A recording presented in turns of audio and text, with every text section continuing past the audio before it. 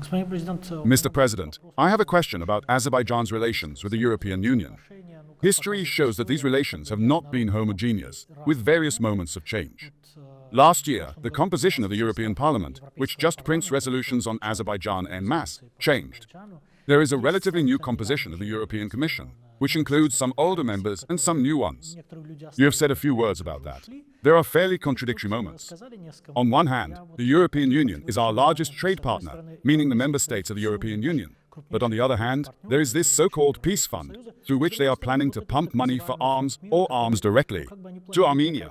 Also, on the one hand, when answering the questions of my colleagues, you spoke about the energy sector and that we are supplying them with gas. They need gas. But on the other, there are, let's say, representatives of the European Union, the so-called civilian mission, looking at our country through binoculars. All this is quite contradictory. I would like to know what your expectations this year are from the point of view of Azerbaijan and the European Union. What will outweigh these negative aspects or the positive ones? And what is, in your opinion, the main antidote to this situation? Because there may be an impression that this fund, these so-called observers, they are just dragged here to spoil our relations with Brussels.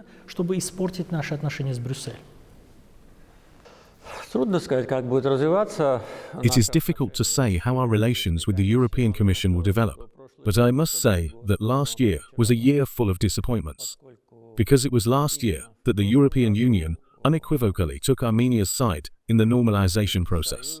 There are many facts, which you also know very well. Of course, the way the so-called observation mission of the European Union was extended did not strengthen, but on the contrary, undermined the trust. After all, when we demanded that it be agreed with us, it was not because we have some inflated ambitions, but simply because the very establishment of this mission and its sending to our border was agreed with us, personally with me, in Prague in October 2022.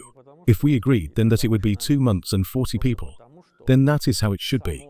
When I agree, even in words, I always stick to these agreements. But in this case, Europe felt that they had the right to violate these agreements. But then, without any notification, without any agreement with us, they not only extended this mission, they increased it, and even invited a country that is not a member of the European Union, essentially undermining trust. And then these, as they say, shameful demonstrations of binocular actions, when they put on some semi-military gear, boots, and walk around like some kind of fighters. I do not want to show them how fast they might run away from there if someone accidentally sneezes on Azerbaijani territory. But our hands are itching. This is why we told them to stop these binocular shows, and they seem to be doing without that. Although recently the president of a European country allowed himself the audacity to look at Azerbaijan through binoculars. But what didn't he see here in Baku when he was here a week ago and asked for a meeting with me?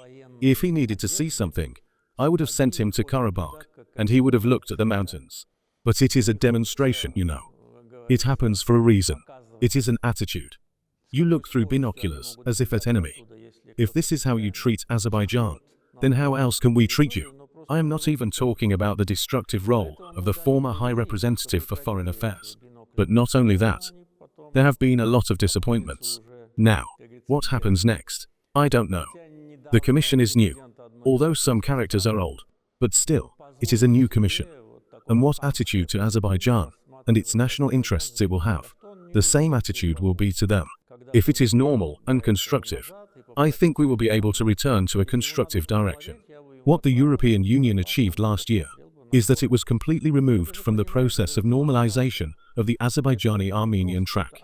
Further, if there is a continuation of the process of stuffing Armenia with arms through the so-called Peace Foundation, there will be adequate actions from our side. I am not talking about the shameful behavior of the European Parliament. By the way, the new composition does not differ much from the old one. The same Azerbaijanophobia and the same unmotivated aggression. We do not remember them at all, neither about this European Parliament nor about its deputies.